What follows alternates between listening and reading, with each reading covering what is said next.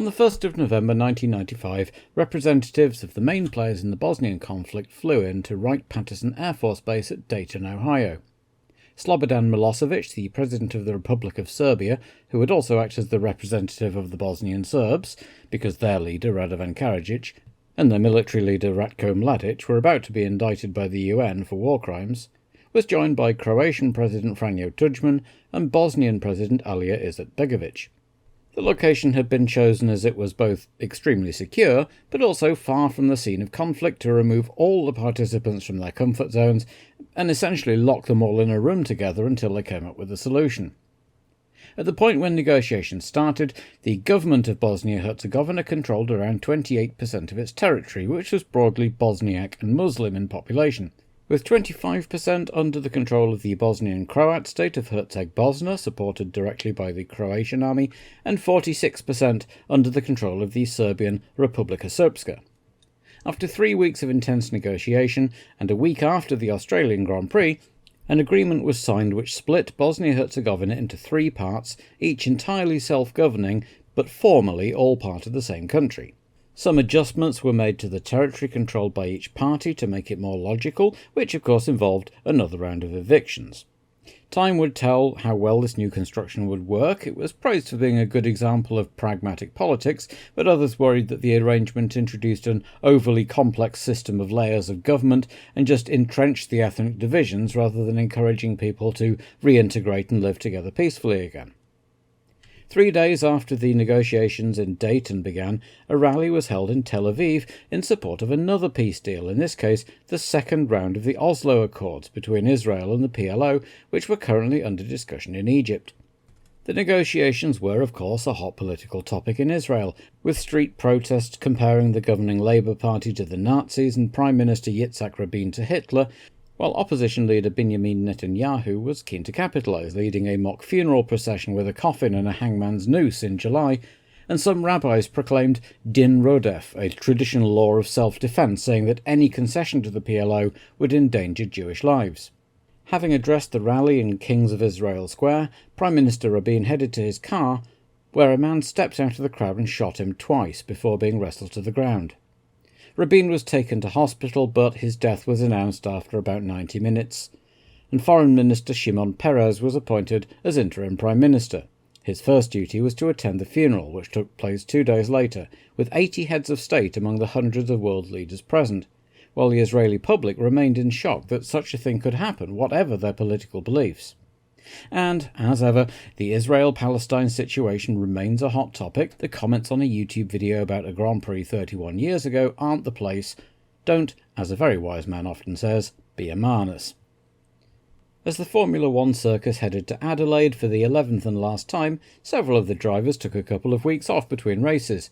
Damon Hill had gone to Bali for a bit of a holiday to clear his head, and he wasn't alone in taking a little downtime. As far as the drivers' and constructors' titles were concerned, there was nothing left to play for in Australia, but there was still fierce competition in the so-called second division, with McLaren 4th on 27 points, Jordan 6 points behind them in 5th, then Ligier and Sauber equal on 18 points, just 2 behind Jordan.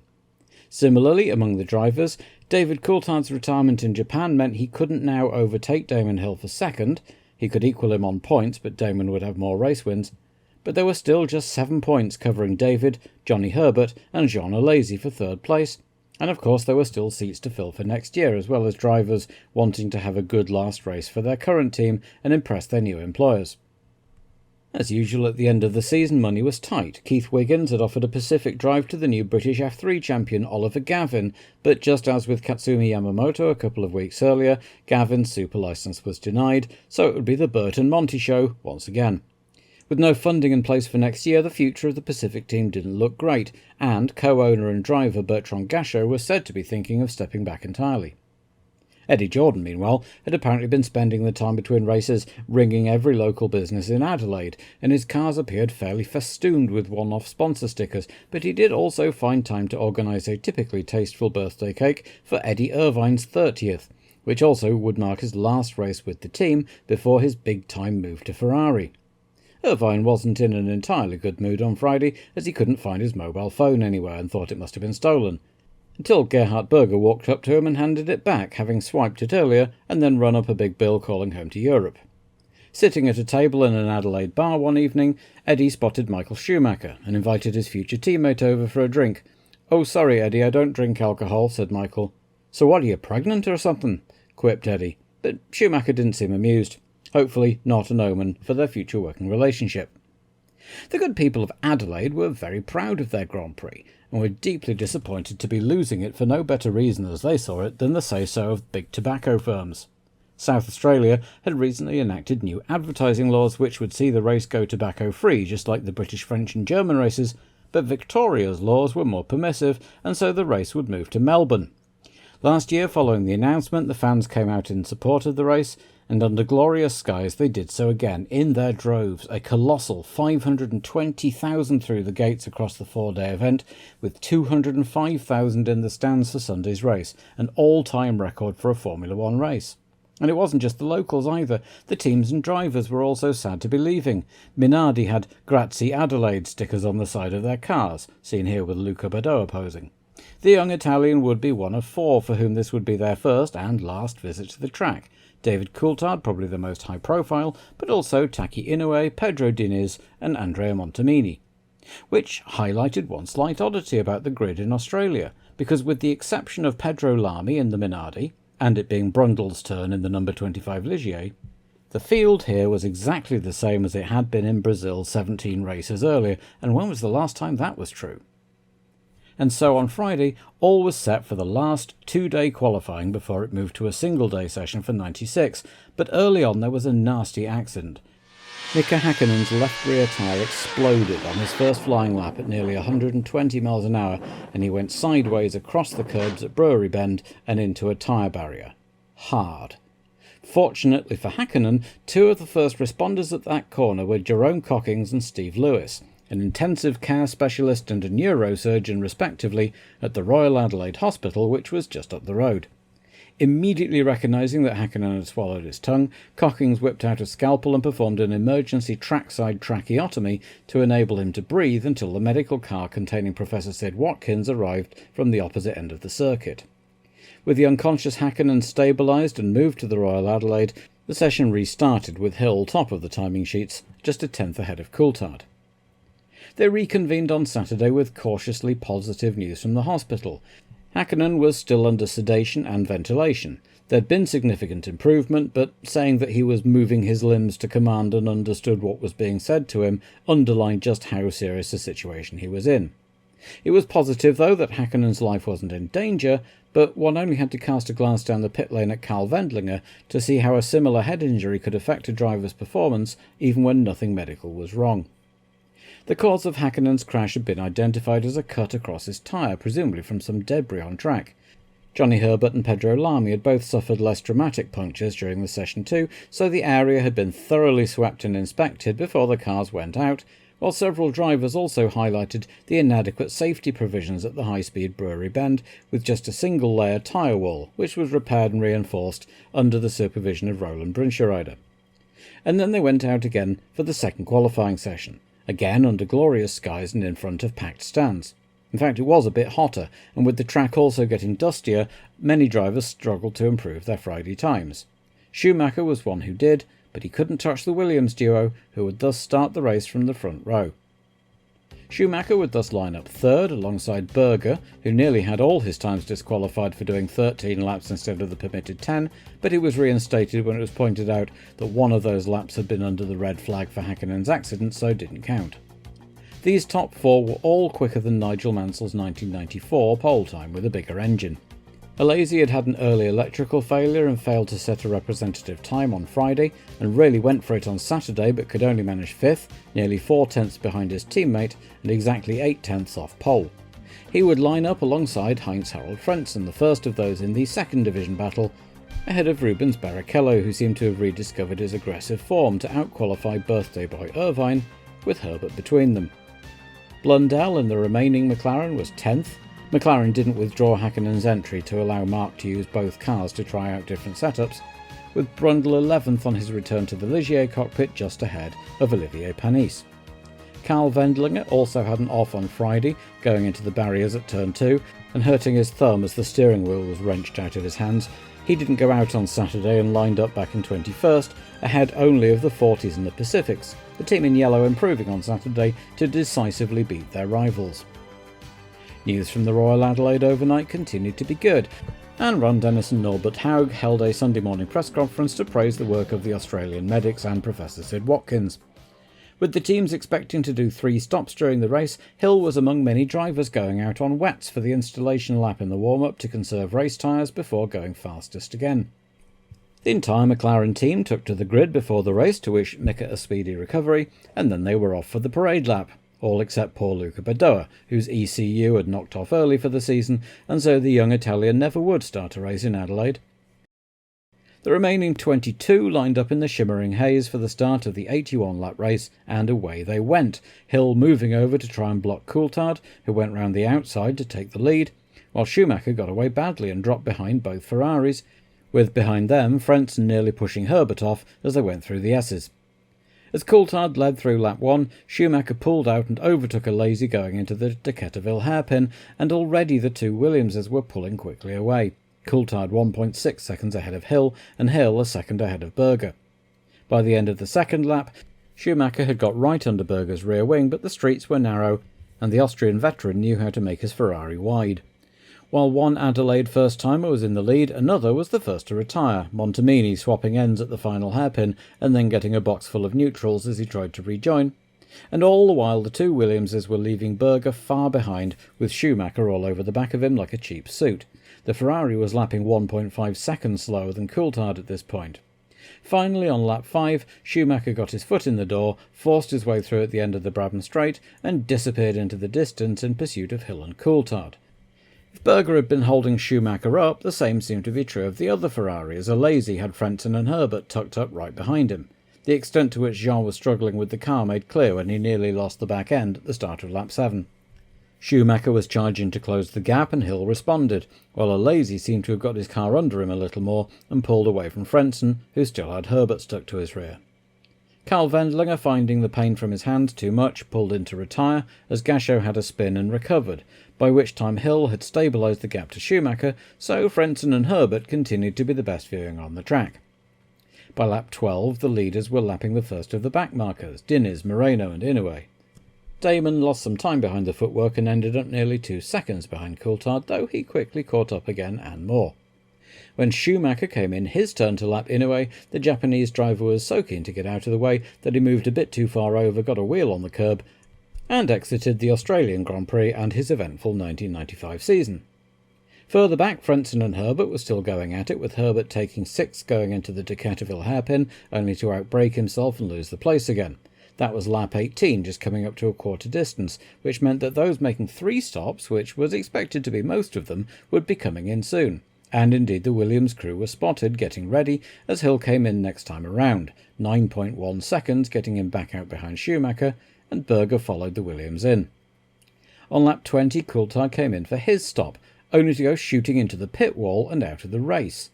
The red-faced Scot helped the marshals get the car out of the way, possibly to delay having to go back to the pits and talk to Frank and Patrick, but at least he wouldn't have to worry what they thought about him for much longer. Later in the race, he talked to Barry Sheene. Well, when I flicked it down into second gear, I brake normally for the corner, but then the idle strategy of the engine picked up and started to push me on when I was on the brake. And with such a tight corner, it just locked up the front wheels and drove me into the wall, so very disappointing. All of which left Schumacher in the lead 3 seconds ahead of Hill, as Barrichello also shot forward while downshifting, this time at turn 3, but with equally terminal results for his race. And then Schumacher was coming in for his stop. He returned to the track just in time to nearly get his nose trodden on by a lazy coming through into second. Tyres still warming up, Schumacher nonetheless pulled out from behind a lazy at the end of the Brabham Straight. Jean wouldn't budge, the 2 banged wheels, and then Schumacher trod on a lazy's nose. The Ferrari wound up still ahead, but he was on his way in for a new front end, as well as tyres and fuel at the end of the lap, shedding a bit of wing on the way. A couple of laps later, Schumacher also came in to change his tyres again and have his chassis checked over. After a 27-second stop, he returned to the race 7th. While he was in, Lamy spun off at Wakefield Road, kept the engine running, and then made a real mess of getting it pointing the right way, and then a lazy came back in. His steering had been pulling to the right ever since the incident with Schumacher, and the new wing and tyres hadn't fixed it, so he came in to retire. Roberto Moreno made David Coulthard feel a little better by swapping ends in the pit lane, cracking his rear suspension but keeping the engine running so he could limp to his pit and retire. So now Hill led from Johnny Herbert by 32 seconds, who hadn't yet stopped, and Berger, who had, was third 9 seconds behind the Benetton, and thanks to a lazy's retirement, the Austrian was the last man ever to drive a V12-powered car in a Formula 1 race. Frentzen, Blundell and Irvine made up the top 6, with Schumacher chasing his future teammate and the points. But not for long, because on lap 26, Schumacher came back in to retire, a bent left rear wishbone putting paid to his race. So no record-breaking 10th win for him, while Hill, now lapping Blundell and Morbidelli, just needed to keep it on the road with a huge lead and his main rival out. Herbert was on a 2-stop strategy, and Schumacher's numerous pit stops had somewhat trampled all over his pit window. The team called him in on lap 30, but he was a bit late taking the pit lane entrance, clattered across the curbs and into the dusty bit, so he kept going across the sponsor's logo and went round again for another try, eventually returning to the track 4th. With everyone now having stopped once and with about a third distance gone, Hill led Berger by 47 seconds, with Frentzen third, 11.7 behind the Ferrari, Herbert fourth, Irvine fifth and Blundell fighting with Brundle over 6th place, until Martin spun off camera. The last remaining V12 in Formula 1 apparently couldn't handle the pressure and went bang on Hutt Street. They were dropping like flies, Berger and Brundle 10th and 11th retirements, leaving Hill, Frentzen and Herbert as the only cars still on the lead lap, and it wasn't even halfway yet.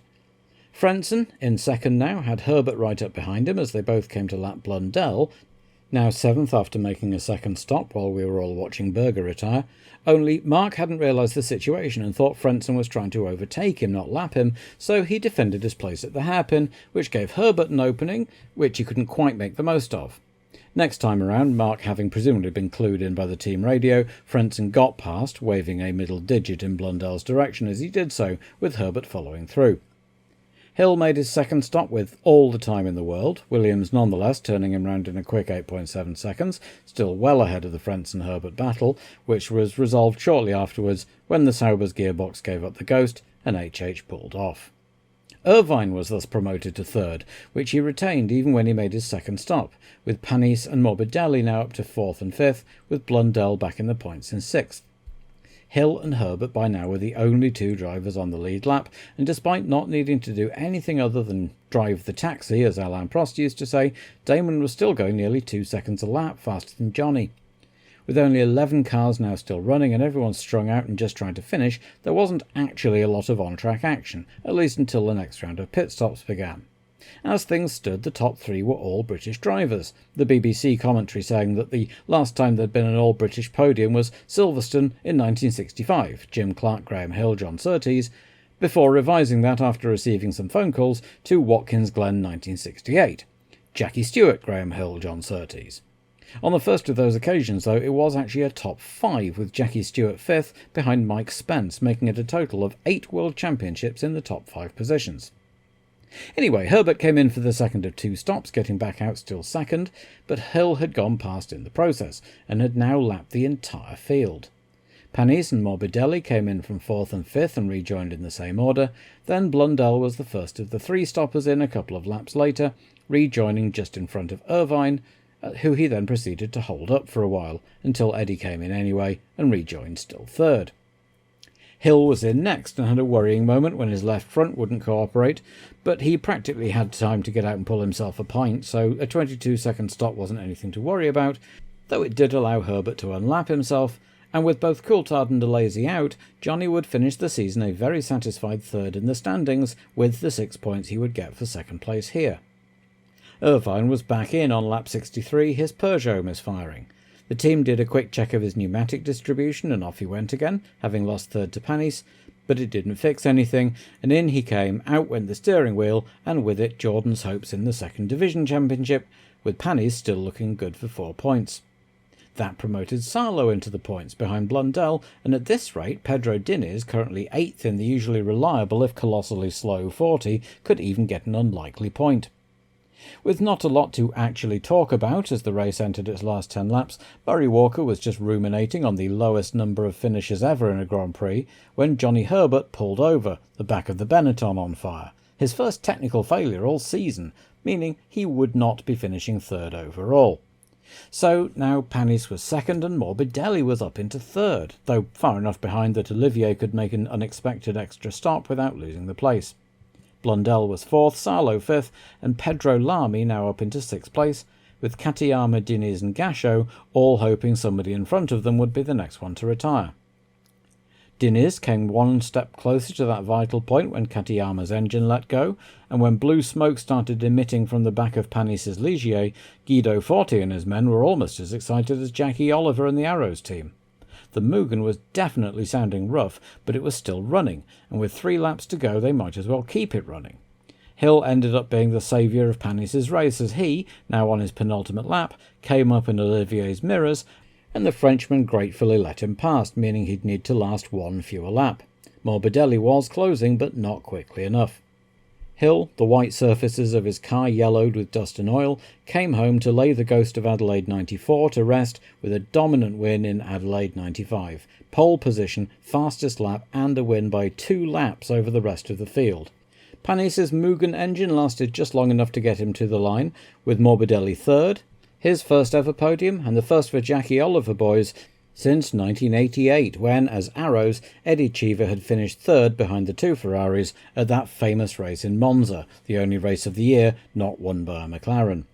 This year's McLaren, slightly more disappointing than the 1988 version, came in 4th, a solid result for Mark Blundell to steady the team, though he might not have endeared himself to everyone else on the track, especially Sauber, where he still hoped to be in contention of being Frenson's teammate next year.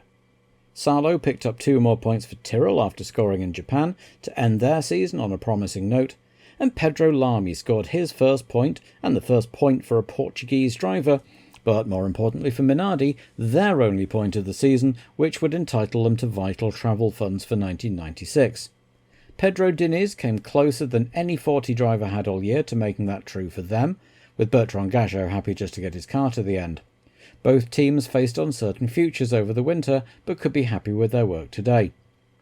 The bumper crowd broke ranks and charged onto the start-finish straight as a delighted and relieved Hill got out to accept the cheers of the crowd, before 3 very happy drivers took to the podium, and Hill conducted God Save the Queen to the masses below. This was his 13th win, 1 short of his father, who drove in an era with fewer races per season, of course, while Panis equalled his best ever result to lift Ligier up to 5th in the championship ahead of Jordan and Sauber, who both posted double DNFs. And so that was that. As the teams packed up and the drivers hit the town for one last tour of Adelaide's bars and clubs, Ron and Lisa Dennis, Joe Ramirez and Didier Cotton, Mika Häkkinen's manager, went to visit the Finn in hospital, where they were told he was out of danger, but they'd be keeping him in for observation for several weeks at least. An MRI scan had revealed a fracture at the base of his skull and severe inner ear damage. His neurological condition would be uncertain for the next few days at least. Sid Watkins said he'd stay with him. He had restarted Häkkinen's heart twice at the trackside before taking him to the hospital, and didn't want to just leave him all alone in Australia. Mika would later recall that when he blearily awoke in the hospital to see the blonde Lisa Dennis looking down at him, he thought he must have died and that this was an angel. He was relieved shortly afterwards, when he was a little bit more compos mentis, when Ron told him that he hadn't made a mistake, that the accident was caused by a puncture. But the Finn had a long and uncertain road to recovery ahead. Back in town, Damon Hill was at a nightclub with George Harrison, the former Beatle and F1 fan who he'd got to know quite well over the last couple of years. Harrison was more than a few beers in himself, and managed to get Damon into a, by all accounts, good-natured spat with Schumacher, Herman the German, as George called him, which ended up with Damon wearing most of Schumacher's pint of Aussie lager. The 11th and last Adelaide Grand Prix had certainly delivered. Redemption for Hill, lots of incident and drama, 2 unusual podium visitors, a first-time point scorer and a nail-biting finish for Panis. Some would of course have less fond memories. The two Ferrari drivers looking forward to having a more reliable car next year. The Jordan and Sauber teams finishing their campaign with a bit of a damp fart. But even they may have been swept up in the atmosphere, which was always that of an end-of-term party, and this year in particular. In 4 months' time, the teams would be back in Australia for a new-look Formula One. Melbourne as the season opener, Jacques Villeneuve at Williams with Damon Hill, Schumacher at Ferrari, single qualifying sessions, the 107% rule, raised cockpit sides, and more. There was going to be a lot to do over the winter.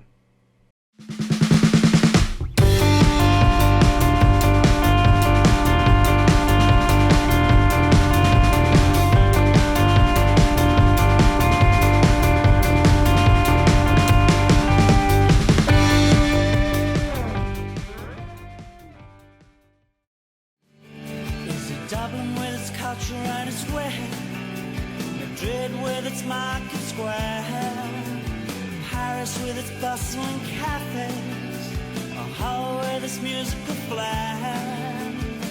Do you know